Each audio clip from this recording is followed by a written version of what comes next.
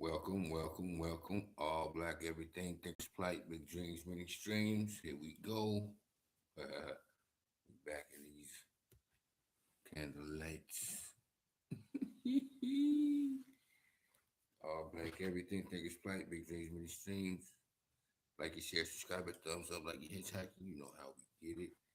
We back with the when the world was black. When the world was black.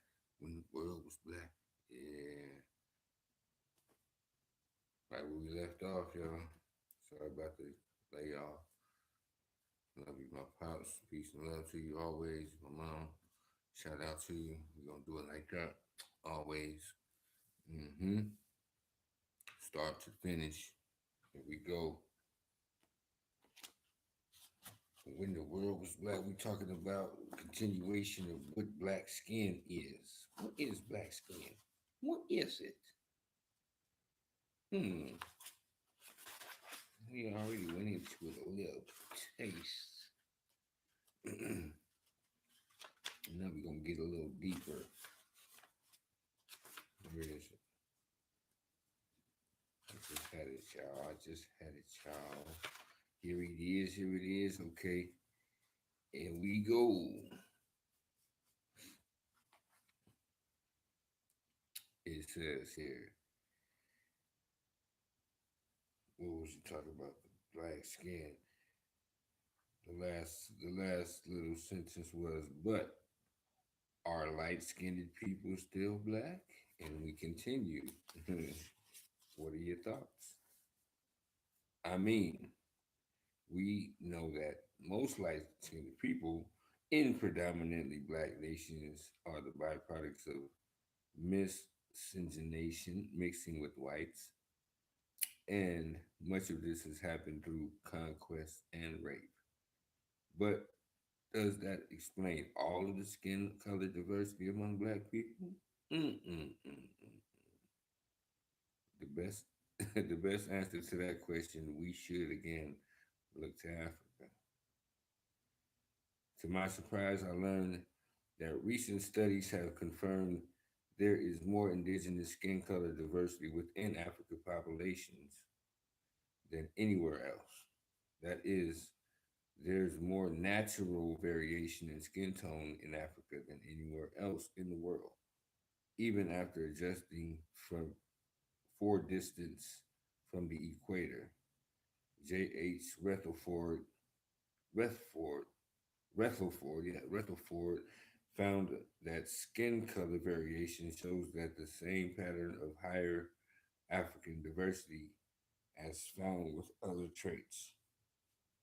And not only are there significant differences between the browns of the Tuareg and the blue black of the Nuer, there is more within group skin color diversity between members of the same ethnic groups in Africa than there is between numbers of ethnic groups in Europe or Asia. In other words, there may be more skin color difference between two members of the Sokoto people than between Chinese and Japanese. What does this tell us? All diversity begins where we begin. So Africa naturally has more variation because everyone outside of Africa is descended from the subsets of people from Africa. In the in the people of Africa, Jean Heinrich writes, in sub-Saharan Africa, many anthropological characters show a wide range of population means or frequencies. In some of them, the whole world range is covered in the subcontinent.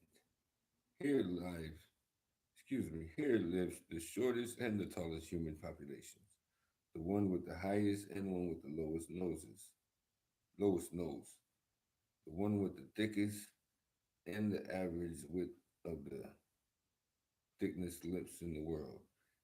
In this area, the range of the average nose width covers 92% of the world range. Only a narrow range of the extremely low means are absent from the African record.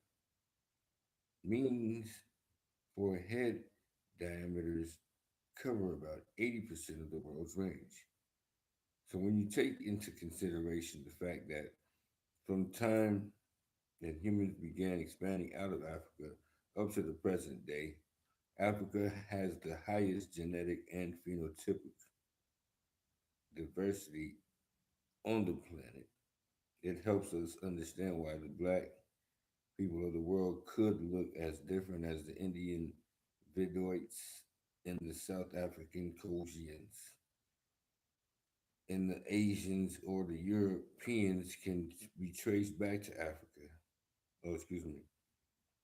It also helps us see why many of the physical features we associate with Asians or Europeans can be traced back to Africans.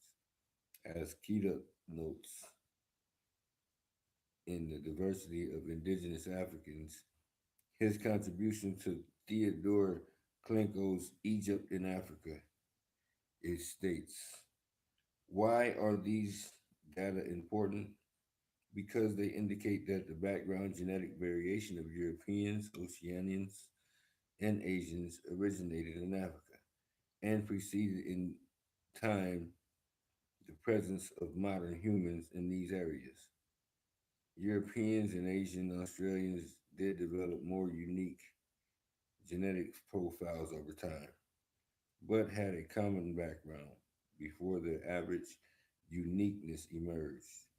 This background is African in a biohistorical sense. Therefore, it should not be surprising that some Africans share similarities with non Africans. And that's just a fact, naturally. And we're going to just leave it right there. See the variations of these descendants of Africans and Africans.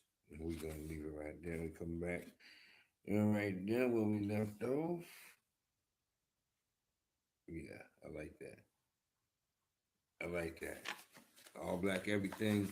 Thinkers plight. Big dreams, many streams. Yes. Like you share, subscribe, and thumbs up like you're hitchhiking. Yeah, no. Appreciate y'all for checking us out. We still doing it, even though we in the candlelight. Peace and love, y'all. Mm.